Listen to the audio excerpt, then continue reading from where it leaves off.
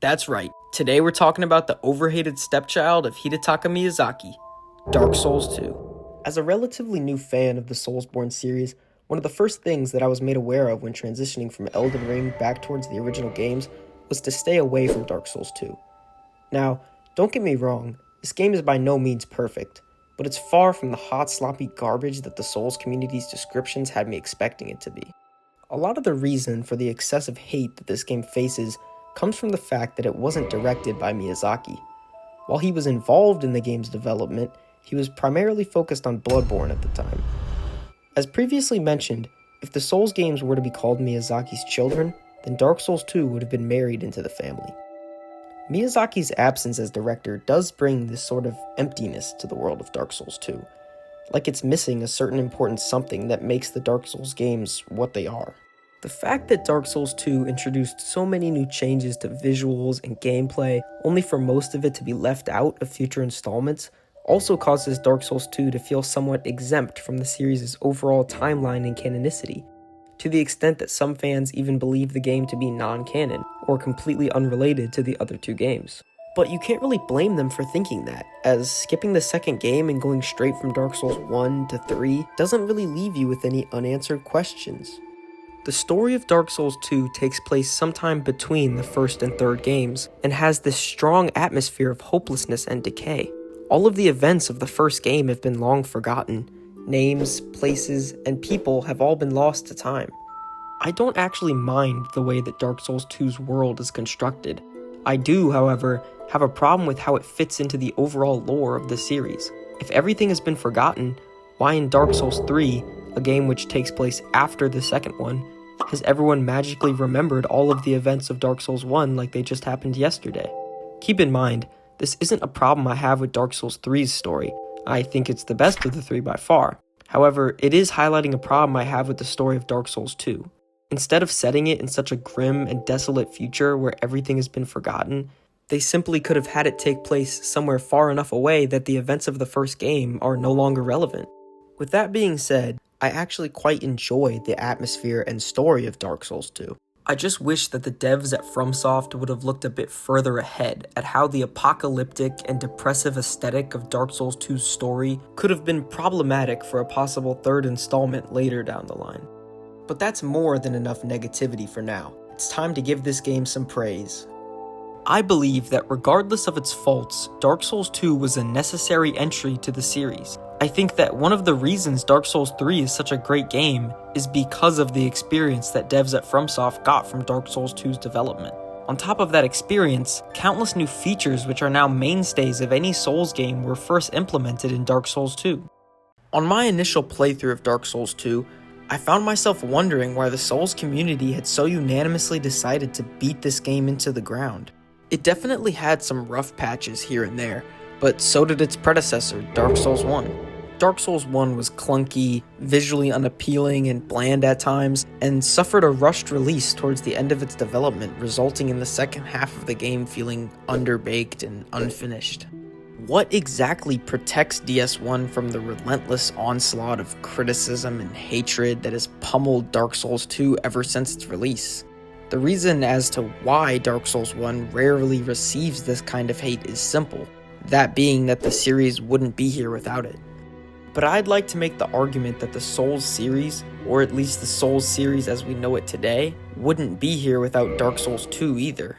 To explain what I mean by that, we're gonna have to dive into the things that I think this game did right, such as the new features and mechanics which I believe set this series on the path to greatness, while also addressing the shortcomings in its gameplay, which are usually the main sources of the hate that it receives.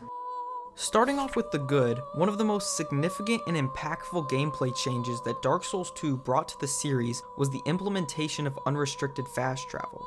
While the connected world of the first Dark Souls had a reason to exclude fast travel from the first half of the game, I believe that the decision to swap the interconnectivity of DS1's world for the more linear and level-based system of Dark Souls 2 and future games was a good one in the long run. Now, I'm not claiming that DS2 invented the concept of fast travel. But I do want to point out that the system used for warping between bonfires introduced in Dark Souls 2 went on to be used in exactly the same way in the third game, and the fact that it remained completely unchanged goes to show just how effective the fast travel system of DS2 was. This next one is more of a personal opinion, but I believe that the early boss design of Dark Souls 2 far outshines that of its predecessor in terms of both gameplay and visual detail. For example, the tutorial boss of Dark Souls 1, the Asylum Demon, has a relatively interesting design, but its fight is pretty lackluster. On top of that, the Asylum Demon fight is essentially reused 3 times throughout the game. The next 2 bosses, being the Tauros and Capra demons, aren't much better. Not only are they both relatively uninteresting, but they become regular enemies at a later point in the game.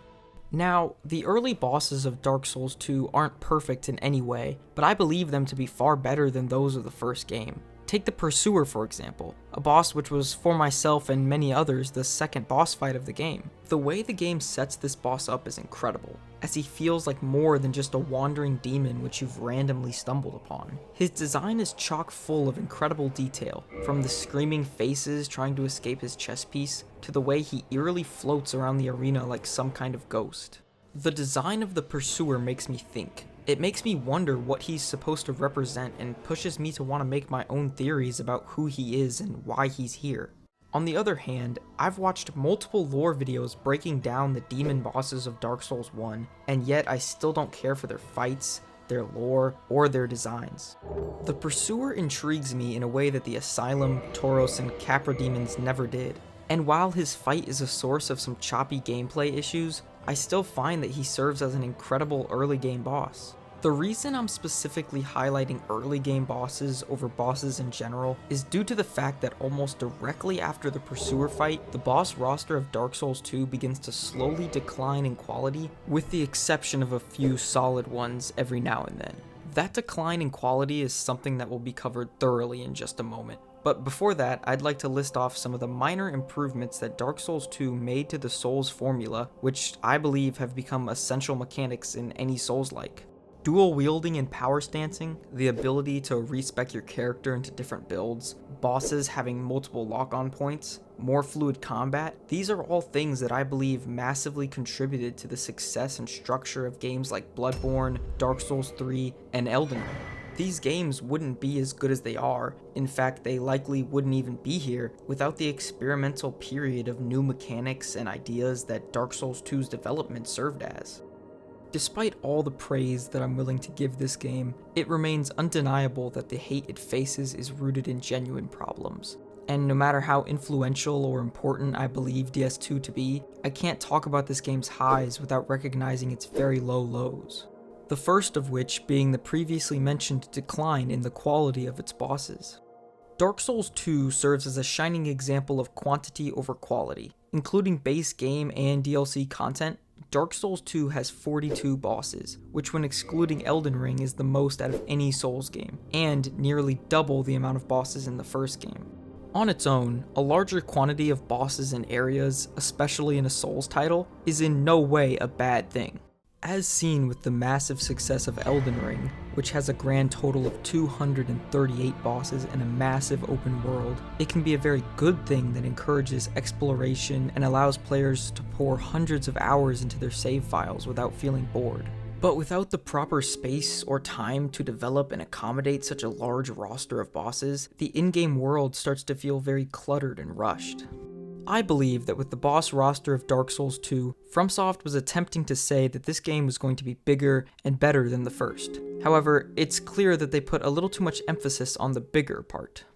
Dark Souls 1 and 2 went through an almost identical development, with both games taking around 2 years to complete, meaning that FromSoft spent the exact same amount of time developing a game with 26 bosses and 24 areas as they did on one with 42 bosses and 29 areas. This is where the amount of bosses becomes a problem, as it becomes evident that the team working on Dark Souls 2 valued the number of boss fights over how good those boss fights were. Obvious examples of this are bosses like Covetous Demon, Skeleton Lords, the Demon of Song, and the Royal Rat Vanguard, which is literally just a bunch of rats. Now, this may be an unpopular opinion, but I don't think these bosses themselves are the problem here. Sure, they're underwhelming and occasionally cause the completion of an area to feel less rewarding, but I don't think there's anything necessarily wrong with having a couple of easy bosses every now and then. However, I can't help but feel that the developers used the existence of these countless smaller bosses that seem to be present in every corner of the game as an excuse to lower the quality of the more important boss fights. Only 6 out of Dark Souls 2's 42 total bosses have second phases, 2 of which are DLC, and only 1 out of those 6 isn't an optional fight. And even the 6 who do have second phases lack any kind of cutscene or significant buildup which transitions them from one phase to the next. This lack of depth in the boss fights of DS2 was a major disappointment for me on my first playthrough, as with bosses like the Lost Sinner, Mytha, Royal Rat Authority, Old Iron King, and even the Duke's Dear Freya, I found myself constantly wondering, is that really it? A lot of these bosses just felt so shallow to me, as I was always on my toes waiting for some wild second phase with crazy visuals and some insane difficulty spike to come and send me flying back to Majula, but they never did. You'd think such important bosses like the Old Iron King, the Lost Sinner, the Rotten, and Freya would be able to use their supposed all-powerful Lord Souls to at least have a second phase.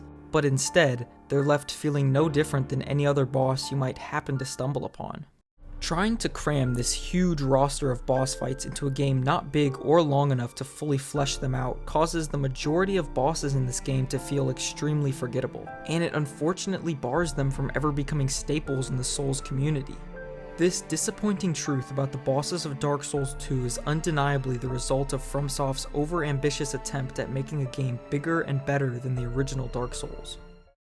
My next critique is somewhat related, that being that in my opinion, Dark Souls 2 tries too hard to be difficult.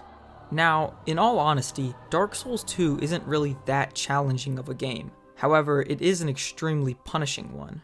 The difference between a difficult game and a punishing one can be seen clearly when comparing a game like Elden Ring to a game like Dark Souls 2, or really to any of the Souls games from Demon Souls up until DS3. Elden Ring rarely if ever pulls any cheap tricks on the player, and even when it does, the abundance of sights of grace throughout the game causes you to only ever lose a few minutes of progress at most. Additionally, nearly all of Elden Ring's bosses have a sight of grace directly outside their fog door, which completely removes the concept of boss runbacks, a core mechanic of previous FromSoft titles. The forgiving nature of Elden Ring's world is balanced out by the difficulty and complexity of its bosses, causing the game to feel challenging but fair. On the other hand, a lot of the difficulty of Dark Souls 2 comes from it being unfair. Hidden mechanics like the adaptability stat, which determines the amount of iframes you get while rolling, are not explained to the player at all, and can result in the game becoming much harder than it should or needs to be. But that difficulty doesn't come from good game design, it comes from underhanded tricks and confusing new mechanics. This form of game design is what I like to call artificial difficulty. Perhaps the most infamous instance of this artificial difficulty within Dark Souls 2 is the absurd enemy placement, which at times can feel beyond unfair. The most obvious example of this comes in the form of the Iron Keep, specifically the area between the first bonfire and the Smelter Demon's boss room, which is absolutely infested with Alone Knights. These guys aren't the worst enemies in the world to deal with, but the way they just pour out from behind corners in groups of 2 or 3 while you're already being sniped by an alone archer is simply poor game design. This overwhelming amount of enemies doesn't test your skill, it tests your patience, which to me and many others out there is not a fun time. Another instance of artificial difficulty comes in the form of Mytha's arena puzzle. When you first enter Mytha's boss room, the floor is covered in green poison which makes it almost impossible to fight her, as the poison both damages the player and heals Mytha. If you haven't played Dark Souls 2, I want you to take a wild guess as to how you could possibly go about getting rid of the poison. If you guessed burning down a windmill, then you'd be right. Not only does the game make little to no effort to suggest to the player that this is even possible, but it also genuinely makes zero sense. How does burning a windmill drain the poison? And how are you expected to know that burning said windmill down is even possible? In my opinion, it seems like the developers working on DS2 might have been worried that the game wasn't hard enough, or that it didn't adequately fill the shoes of its predecessor, and so they implemented all these new mechanics in an attempt to make the game more challenging. An effort made by the devs to say, welcome back to Dark Souls. but they achieved that through making the game unfair and unforgiving. I sincerely wish that they would have just let this game be itself, as in all honesty, it's not Dark Souls 1, but it doesn't have to be. What I'm about to say is a bit controversial, but it's just my honest opinion. I've had more fun playing Dark Souls 2 than I ever did with the first game. I loved the charming characters, the beautiful visuals, the new and unique story to follow, and the countless new genre-defining features which set the Souls series on the path to becoming what it is today. Although I've made my critiques about this game clear, I can't help but love it. And if you're watching this as someone who's still on the fence about buying DS2, I highly encourage you to give it a shot, regardless of what anyone says. DS2 isn't the soulless, janky ripoff that some members of the Souls community make it out to be. It's an amazing experience made with genuine passion just like any other installment in the FromSoft catalog. While it might still be the worst Souls game in some people's books, being the worst Souls game is like being the slowest runner in the Olympics, still an Olympian and still one of the best in the world. But anyway, that's all I've got for now. If you've made it this far into the video, I really appreciate it. This is my first real attempt at a long-form video, so please let me know how I did in the comments below, and consider leaving a like and subscribing as it really helps me out. Thanks again for watching, and I'll catch you guys in the next one.